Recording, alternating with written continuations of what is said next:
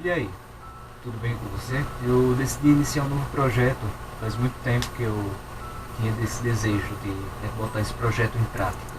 E uns meses pra cá essa vontade se expandiu mais, saí do projeto e decidi botar em prática. O nome do canal é Depois de Um. Depois de Um tem vários significados.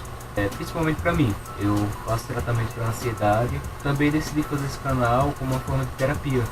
Tive um período onde eu sofri de depressão leve e, claro, por conta da ansiedade, às vezes tem meus momentos depressivos.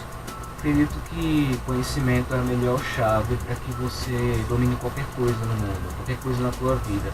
É esse o intuito do canal, é levantar debates, abordar temas, procurar novos horizontes, novos rumos. É um canal voltado para a evolução, seja lá pessoal ou profissional, ou seja lá do que for. Espero que o canal dê muito certo. Uma das coisas que eu pensei hoje foi a respeito do mundo animal.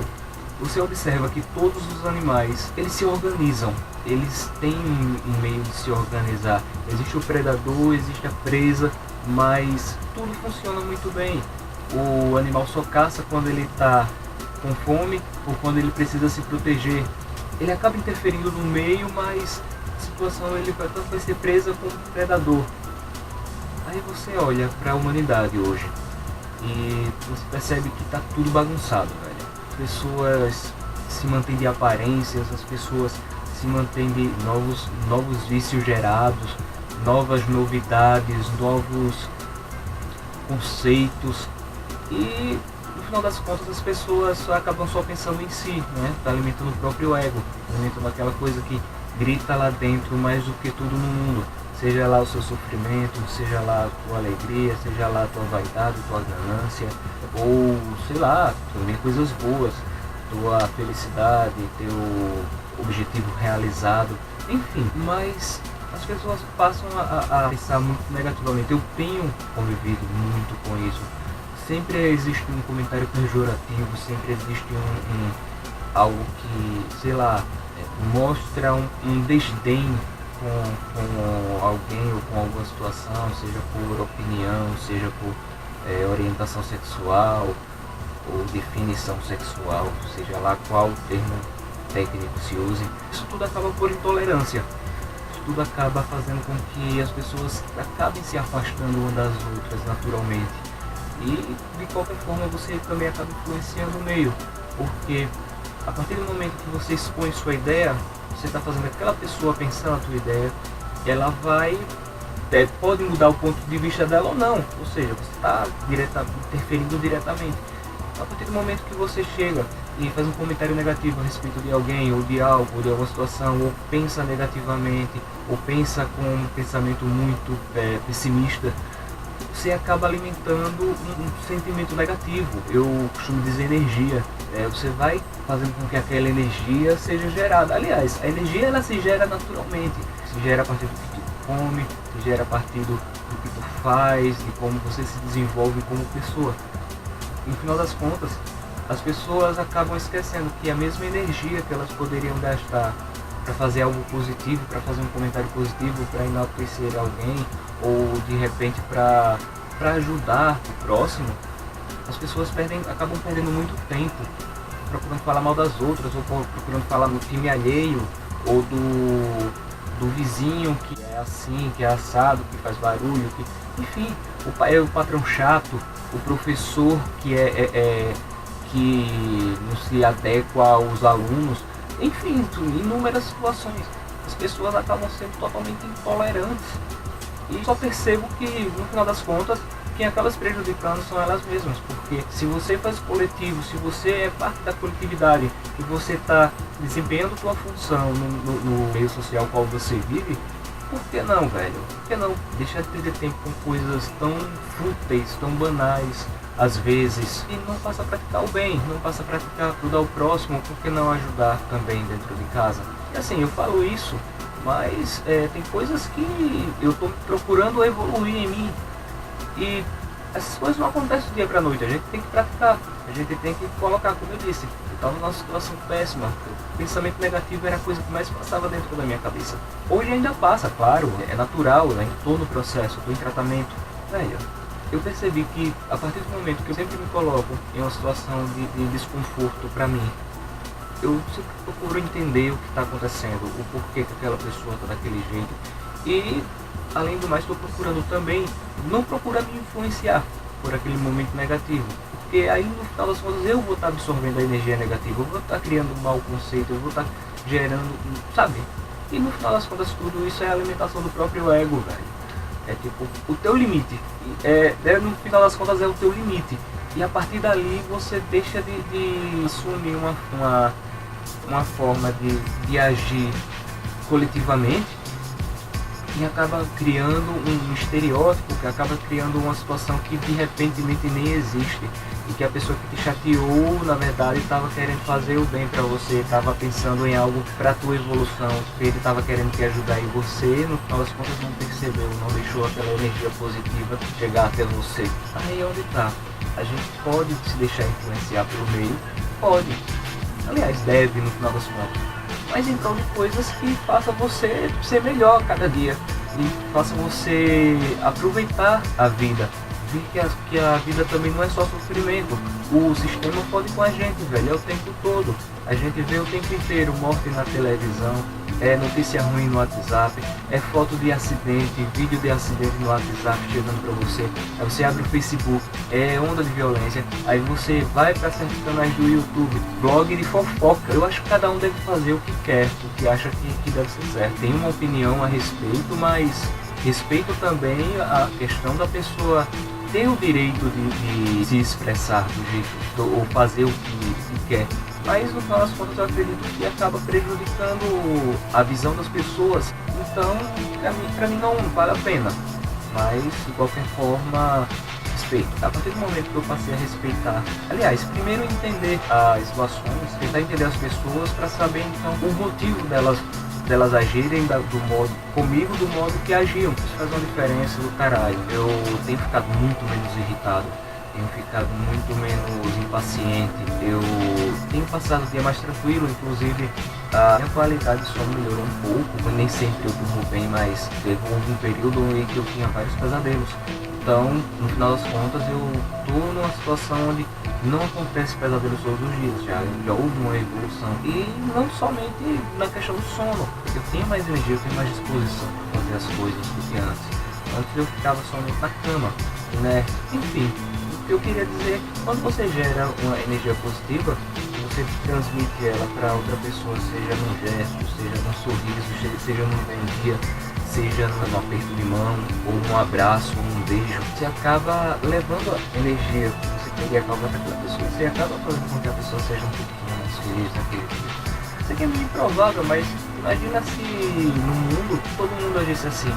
Todo mundo fosse mais autocrítico, um pouco mais analítico, um pouco mais cuidadoso com a própria vida e com o que te cerca. Será que a vida não seria um pouco melhor? Será que não teve nenhum momento da tua vida que você disse, pô, eu preciso de paz? Acho que no final das contas é tudo conflito interno, é tudo um trauma muito grande. Eu sei que fica muito a depender do tamanho do trauma para a pessoa, mas você consegue controlar isso. Se você se acha capaz de controlar isso, se você acha que consegue controlar a tua tristeza e a tua alegria, pratica. É só essa dica que eu tenho pra dar. Estava sendo exibido aqui no cinema popular daqui, que é o Cine Pajuçara, o filme Nise Coração de Louca. A Nise da Silveira foi psiquiatra. O método que ela utilizava dentro do hospício é a arte. Agora, para contextualizar a coisa, na época, a última pesquisa a respeito de transtornos mentais ficava o uso de tratamento de choque dos pacientes. E o cara que desenvolveu essa teoria ganhou o prêmio Nobel na época. No final das contas, o que se tinha? Tinha um hospício cheio de pessoas transtornadas e pessoas que viviam um sofrimento eterno, que era o sofrimento mental e o sofrimento físico. Velho, o desgaste físico de levar um choque é muito grande, você acaba comprimindo todos os músculos. Tem a dor causada, o trauma da dor causada já tá lá com problemas mentais, tá lá para ser tratado. ser tratado com trauma. Eu não sei como isso poderia funcionar, mas enfim, a ciência acaba evoluindo no final das contas, e eu acho que é isso a importância da compartilhamento de ideias. Então, a Nise, ela chegou ao hospício todo bagunçado e jogaram para ela o setor de terapia ocupacional, e ela não sabia muito exatamente o que fazer no início, mas aí ela foi, sabe, sala uma bagunça, ela já chamou os funcionários que eram responsáveis pelo setor e disse, ó, organiza aqui, coloca isso pra fora, isso aqui vira lixo, dá uma organizada, dá uma repaginada, eu quero essa sala mais livre, eu quero utilizar essa sala para começar o tratamento com os, ela chamava de clientes, os pacientes. Ela foi percebendo que quanto mais eles eram tratados com violência, mais profundo era o transtorno. Então ela sugeriu, sugeriu não, ela colocou em prática o uso da arte como psicoterapia. E através ela conseguiu uma evolução tremenda no tratamento dos pacientes, tudo através de quê? Do carinho, do afeto. Pesquisando a vida da Nise, você vê que ela era uma pessoa dura, era uma pessoa ríspida, mas era uma pessoa super do bem, super carinhosa, ela entrou lá no hospital e disse que bateu o pé, velho. Enfim, assista. Aí você olha também por outro lado, sistema educacional, aqui em Alagoas agora existe a lei da mordaça. Não sei se vocês sabem, se vocês quiserem eu vou deixar alguma matéria. Pelo que eu entendi, estão tirando parte da carga horária, matérias de filosofia, história, enfim, lei da mordaça. Vai estar aqui embaixo. Vê a importância que se dá à filosofia, por exemplo, a sociologia. Quantas horas aulas os alunos têm dessas matérias? Às vezes 50 minutos, 45 minutos. Eu estudei praticamente minha vida toda em escola pública e meus 3 últimos anos eu estudei numa escola particular, numa escola popular daqui. Primeiro, para mim foi um impacto que eu tive de chegar de uma realidade completamente diferente para um método de ensino muito mais superior do que o que eu estava habituado a lidar. Afinal das contas, eu fui um dos piores alunos, eu acho que do primeiro ao terceiro ano, não em questão de bagunça. Eu já fui bagunçar, mas não era nem de bagunça, era por notas mesmo. Tinha professor que me dizia, eu não sei porque o Bruno é um cara inteligente, mas é preguiçoso, se estudasse mais um pouquinho, se adaptava, mas realmente não era por fuleiragem, eu não entendia, eu não conseguia me contextualizar. Eu vim entender matemática, já tinha saído da faculdade, foi quando eu comecei a fazer curso preparatório para concurso, mas até então não conseguia entender. Sabe, também tem uma coisa que me movia, eu sempre estava em busca de alfinetar alguém ou algo, sempre. Eu não sabia exatamente por que na época, eu ainda tinha umas teorias meio loucas. Por que a gente tem que ter um padrão? Por que esse padrão estabelecido por um órgão, por que é colocado em prática? São as coisas que você deveria saber a respeito do mundo, são as coisas que você deveria saber, o modo em que certos filósofos pensavam, é isso que vai te gerar senso crítico, no final das contas. Das duas uma, ou você fica só lá na escola hebreu, acabou, não viu mais filosofia na história e vai acreditar na Globo, ou você vai pesquisar, velho. Não tem pra onde. Aí você também observa, existiam várias civilizações antigas que praticavam certos ritos, que tinham certas filosofias, tinha sua própria ciência, tinha conhecimento de ervas, conhecimentos científicos que no final das contas foram menosprezados e acabam hoje sendo piada, né? Você vê a cultura árabe, que é riquíssima, é muito piada, é o Mohamed, é aquela coisa, tudo é escrotizado no final das contas. E quem faz isso? A mídia, inegável. A gente já não aprende na escola, a gente não aprende com a mídia que a gente tem. A gente vai na internet, o conhecimento ainda é muito limitado para determinados assuntos. É por isso que tem que se haver o debate, é por isso que a importância de levantar novas questões. Aí você vê, cara, sair da escola, daquele treinamento para o mercado de trabalho, eu vejo dessa forma. Aí você vai para o mercado de trabalho, vai fazer faculdade, você vai aprender os métodos que o mercado quer, que o mercado exige. Aí você vai fazer uma especialização que é para servir a uma empresa. Você acaba se melhorando às vezes para manter o esquema de capital, né? Eu acredito que também isso é importante, mas e a tua vida? Como é que tá? Por isso que eu não consigo acreditar em evolução ou através da violência. É o que a gente mais vê, principalmente com essa onda agora de coxinhas, petralhas, postomito, bolsomito, tudo isso é pura agressão para mim. Ver que alguém está me representando negativamente, isso é totalmente ruim para mim. Por que eu iria concordar com isso? Por que eu iria concordar com o novo regime militar? Eu digo regime sim, aí você vê o cara falar que, sabe, bandido bom é bandido morto. Eu não sou nada a favor do crime, principalmente quando esse crime envolve violência. Aí você vê, o cara cresce num lugar que tá com condições totalmente precárias, vai para uma escola pública com toda a dificuldade dos pais, como o pão que diabo amassou, porque a escola pública é foda, você não tem informação sim, mas é uma informação muito precária. A educação no Brasil é precária, inclusive no ensino particular tem condições precárias. O ensino no Brasil é muito precarizado. Aí, menor de idade, a renda do pai não dá para sustentar a família, a mãe não trabalha, eu tenho mais uma caralhada de irmão, tem a avó que não conseguiu a aposentadoria, tem, sei lá, N situações. Morreu o pai e tem que trabalhar cedo, tem que, sabe, ser entregador de água, como é que seja, a situação é precária, não é um trabalho totalmente exaustivo. O cara recebeu uma miséria, vai às vezes para sustentar filho, pensão de filho. Velho, é muita coisa, velho. O cara só vê merda o tempo inteiro. É violência, é tiro, é desgraça. O cara trabalha pra caralho, não consegue sair dali. Tenta subsistir, velho. O cara vive uma vida fluida. O cara tem condições péssimas de vida, de trabalho, de estudo. O cara tem que escolher se vai fazer uma faculdade, ou se vai sustentar a família, independente do motivo. O cara vai viver uma vida merda pra quê? Ou o cara enlouquece, ou o cara se revolta, ou velho, o cara aceita e vive aquela vida sofrida achando que tá vivendo uma vida boa. Mas aí vamos pro segundo exemplo, pro cara que tem que escolher uma vida mais agressiva. O cara tá explodindo de raiva, velho, de tudo. Mas você não quer que o cara viva aquela vida de crime. E velho, muitas vezes o crime acaba sendo muito mais rentável para o cara do que arrumar certos empregos.